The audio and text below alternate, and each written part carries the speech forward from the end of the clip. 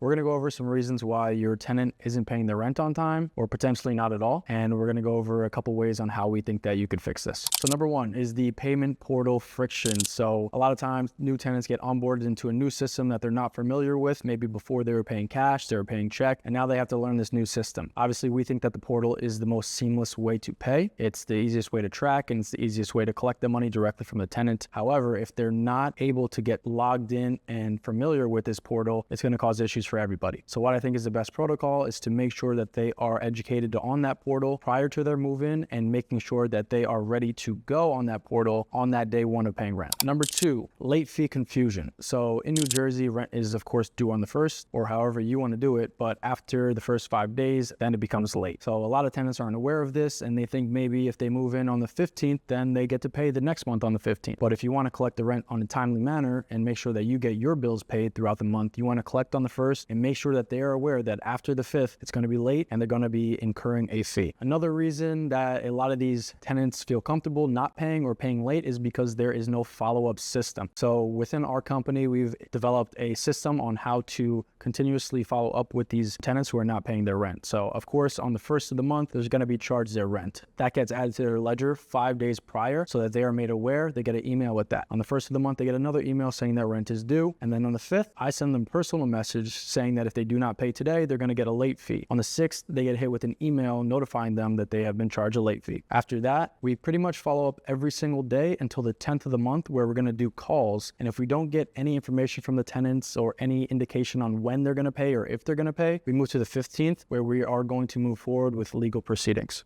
A very important aspect that a lot of landlords forget about is their own avoidance. They're scared that they're going to disturb the peace between the tenant and themselves. So they never reach out about the payment. They don't keep following up and they just allow the payment to go on. That's kind of where we come and we step in and we're able to be that strong force that kind of demands payment be made on time because it is just like all other bills and it needs to get paid and it needs to go towards the other bills that the owner has to pay. So making sure that the landlord is pursuing that rent and knowing that it is their right to receive that rent is very important.